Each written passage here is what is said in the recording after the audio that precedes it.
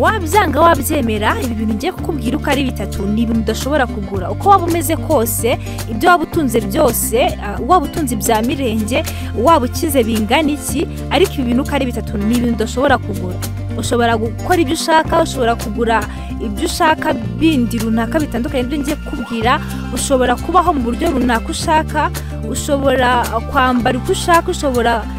kurya ibyo ushaka ushobora kujya aho ushaka ariko ibintu ngiye kukubwira uko bitatu ni ibintu udashobora kugura muri bwa bukire ufite cyangwa se ya mitungo cyangwa se nubwo utabigura ukoresha amafaranga ukashaka kubisimbuza ibindi bintu runaka ukabigura mu kiguzi kindi runaka ntabwo ibintu bishoboka ntabwo bishoboka ko wabigura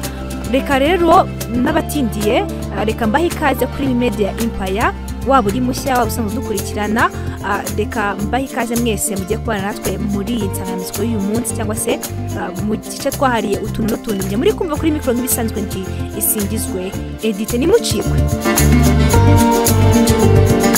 n'abatindiye rero ikintu cya mbere mu bintu bitatu tugiye kubagezaho ikintu cya mbere kidashobora kugurwa n'amafaranga uko yabangana kose ni ubuzima ntabwo umuntu ashobora kugura nubwo waba utunze ibingana iki ntabwo ushobora kugura ubuzima tubaye dushoboye kubugura ntabwo twajya buri wese ajya akora cyane aharanira kugira cyangwa se gutunga cyangwa se kuba umukire kuba umuherwe kugira ngo azabashe kugura ubuzima azahoreho iteka ryose ntazigera apfa kugira nyine bwa buzima tugeraho tukabura mu gihe runaka ko turavuka twisanga twavutse uwaremwe yaremwe rimwe aremwe n'Imana hanyuma abandi twese tugenda tuvuga abo dukomoka kuri Adamu na Eva ariko bwa buzima tuba dufite n'ubundi hari uvuka akagira amahirwe make yo kubaho ugasanga aravutse ahise cyangwa se avutse yapfuye already ariko wowe nubwo uvuka ugasanga wenda ugize amahirwe ubayeho ufite bwa buzima utandukanye ubuzima hari uvuga ngo uyu muntu abaye mu buzima bwiza uyu muntu abaye mu buzima bubi twe turavuga ubuzima muri rusange kuba ubayeho byo byonyine bwa buzima kuba ubayeho umuntu wari wese aba ashobora kugura ubuzima kugira ngo akomeze abeho ntazapfe twese twajya dukora cyane tukavunika ariko tuvuga ngo reka tuvunikire kuzagura ubuzima nzakomeze imbeho sinzigere mpfa nzarambe cyangwa se nzarame nzature nk'umusozi nubwo nawe rimwe na rimwe tutizera neza ko nawe udashobora gusenyuka kuko ushobora kugera igihe ugasaza reka ariko mbivuga ugasanga hari utuvuye ushobora kutarimbuka burundu ariko hari utwavuye uko umusozi watangiye umeze si kukiri so rero uko waba umeze kose ibyo waba utunze byose ndahamya nashidikanya ko udashobora kugura ubuzima ni ikintu gikomeye ubuzima ni impano duhabwa n'Imana ntabwo wewe ubwira ngo buke utekereze kuvuga ngo nzagura ubuzima nkomeze mbeho sinshaka gupfa ari uko bimeze abantu benshi ariko ubwo abakize babasha kuko buramutse bunagurwa ko byagenda kose bwaba buhenze abantu benshi rero bakize cyangwa se abafite abatunze bajya bagura ubuzima bakirinda urupfu rwabatwara ariko ntabwo bishoboka ko ubuzima bugurwa niyo mpamvu rero nabwo bwagiye mu bintu bitatu tugiye kubagezaho uyu munsi umuntu adashobora kuba yagura ikintu cya kabiri rero umuntu adashobora kugura ni icyo twita umunezero reka mbabwire hari abantu benshi usanga bavuga by'umwihariko nk'abantu bagiye gushaka ku gitsina gore abenshi niko bikunze kugenda ugasanga nk'umukobwa aravuze ati ntabwo nshobora kubana n'umuntu runaka kubera ko ntabwo akize ntabwo ufite ubutunzi cyangwa se nta nubwo ari ibyo ugendera ariko uravuze ngo reka muri make ukirukankira umuntu ufite bya mirenge kubera ko ubona ko afite ibyo atunze ko bati ko byagenda kose nzabaho neza nzanezerwa cyambere hari kuba utazi aho ibyo bintu atunze byaturutse yes reka ariko tuvuga hari uburyo bwinshi umuntu abonamo amafaranga hari n'uburyo bwinshi umuntu abanamo n'undi butandukanye nyine bifite uko babanye nyine kubw'impamvu runaka rero ndi gufata sayidi n'ijyanye n'ibyo turi kuvuga hari nari nanze urugero ku bana b'abakobwa cyangwa se ku gitsina gore basanga baravuze ngo agiye kubana n'umuntu kubera ko afite imitungo runaka hanyuma babanye ntamukunze bavuye gutyo wenda amudetinze rimwe ntibabonye ko ubwo ndavuga guteretana babonye ko bahuje cyangwa se bazashobokana ahise ashigukira ya mitungo afite bagiye kubana. Nagera muri rwabo azaba afite amafaranga, yego icyo ashaka kurya cyose arakibona, nashaka gusohoka arabibona,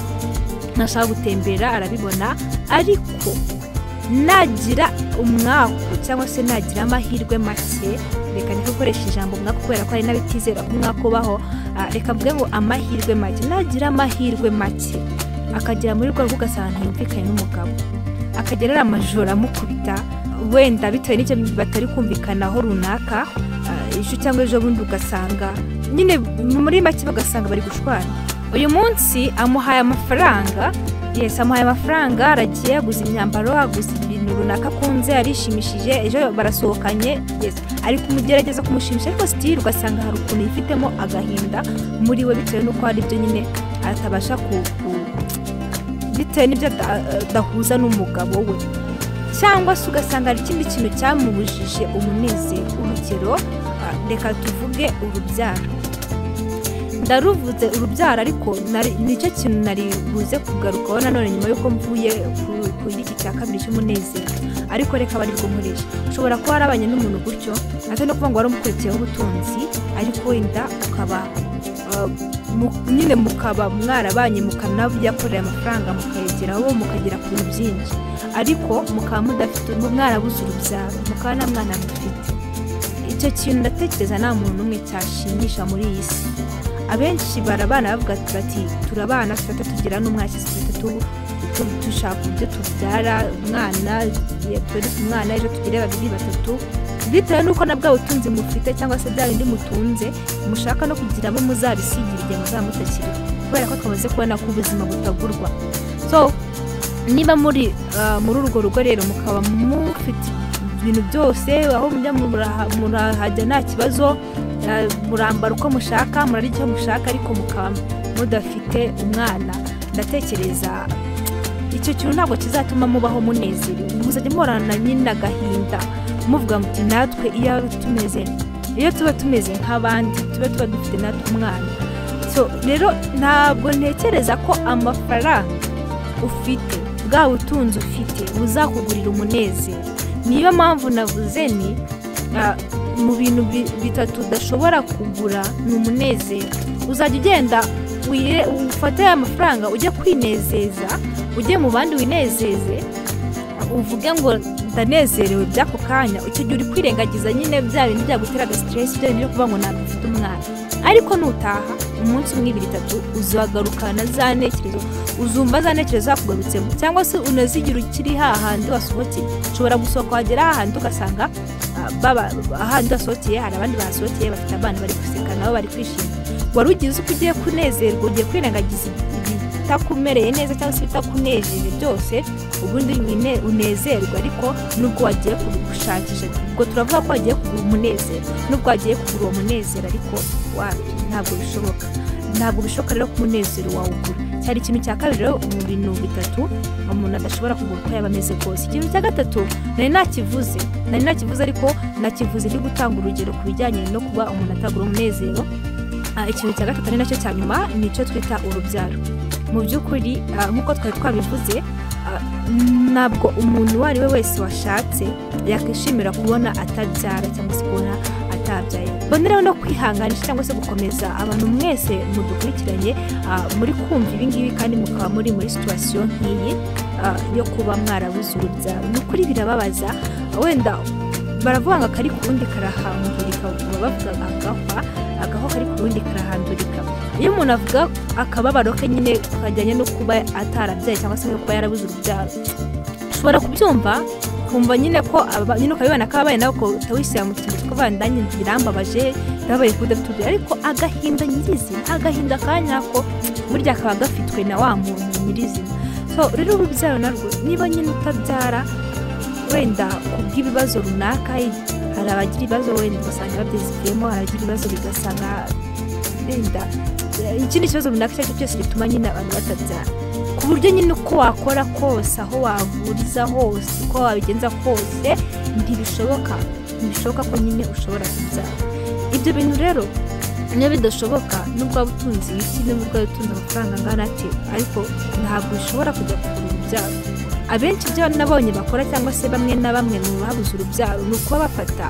amafaranga bakajya gushaka k'umwana cyangwa se abana barenze umwe barera bakabarira nk'aho ari ababa ariko atari ababa. Burya icyo nacyo ni igikorwa cyiza Imana iduha n'umugisha bikora, ariko ntabwo bijya bikuraho ko n'ubundi muri we bayiyumvamo ko hari akantu yabuze, hari icyo yabuze. Yego rero urubyaro reka tureke kubitindaho, ariko mu rubyaro narwo turi mu bintu bitatu twari twateganyije kubabwira umuntu adashobora kugura nubwo yaba afite amafaranga angana ati cyangwa se nubwo yaba ashaka kubigura mu kiguzi kindi runaka. Ntabwo ibintu bitatu rero umuntu ashobora kubigura. Niba utibuka ibyo twahereyeho twavuze ko ikintu cya mbere umuntu adashobora kugura ari ubuzima, tubasobanurira mu buryo burambuye. Icya kabiri tuvuga ko ari umunezero, icya gatatu ari nacyo dusorejeho tuvuze ko ari urubyaro. Wowe udukurikiye ndahamya nashidikanya ko wenda hari bimwe mu byakubayeho cyangwa se mu biri kubaho mu byo tuvuze, ariko ngo turakuramo icy'ubuzima kuko niba ari ubuzima nyine ubwo niba utakibufite nuko wapfuye cyangwa se witabye Imana. Ubwo rero ntabwo waba udukurikiye kandi utakiriho, ubwo ndavuga abakiriho. Ubwo ikijyanye n'icyo twavuze cy'umunezero, urubyaro, ndakeka hari benshi muri iyi si biri kubaho cyangwa se ari guca mu buzima nk'ubwo ngubwo. Reka mbasabe kwihangana kandi mujye musenga. Imana ibaho umunezero, Imana ibaho urubyaro. Hari ababura kwizera muri bo ugasanga baribayeho bihebye bakumva ko bidashoboka bya burundu, ariko mujye musenga Imana irasubiza. Aho waburiye umunezero Imana ishobora kuwuhaguhera, ndetse umunezero wabuze Imana ishobora kuwuguha. Nari muzi uko mbisobanura. Hanyuma urubyaro nabwo mwagiye mubyumva no mu mateka muri Bibiliya baba babivugamo, abagiye barubura bagasenga Imana ikaba urubyaro. Rero aho waruguriye urubyaro ushobora kurubona nyuma y'ugusenza, kandi niba utanarubona ariko Imana ugasenga Imana ikaguha kwihangana, niyo igushoboza kwihangana, kubera ko hari ubwo ujya mu bantu ugasanga bari kugucira iki cyangwa se ugasanga barimo barakubwira nabi, ahubwo bakaba aribo batuma wiheba kurushaho. Aho dusanga rimwe na rimwe hari igihe umuntu ibibazo bimurenga ugasanga yatse ubuzima, ibyo twita kwiyahura cyangwa se ibyo twita nko kwiyahura. Rero ntabwo nabashishikariza guhora mu ntonganya. Ubwo ndavuga ku bana ugasanga baratongana kuki utabyara, kandi bose bakaba babigizemo uruhare, bose baba barasezeranye bati twabyara tutabyara, mu byiza mu bibi tuzabana, ariko ugasanga bageze mu rugo byagenda gutyo ugasanga hari intonganya. Rero ntabwo ibyo bintu byabaye bikwiye. Mujye musenga Imana ibahe kwihangana muri byo, cyangwa se Imana nibwo bya bindi mwamusaba nyine kuba yabahari hatari bahari kuko nyine bidashoboka, ariko byibura ibahe no kwihangana. Reka tureka gutinda mu bintu byinshi rero nubwo twamaze kubitinamo rero, ariko reka tubabwire ngo mwakoze guhitamo muri media internet, mwakoze kubana natwe kuva dutangiye kugeza ku musozo. Njye mwumva kuri mikoro n'isanzwe isinyizwe, ikintu nacyo n'ikiganiro tuzagezaho utaha. Ndabashimiye cyane.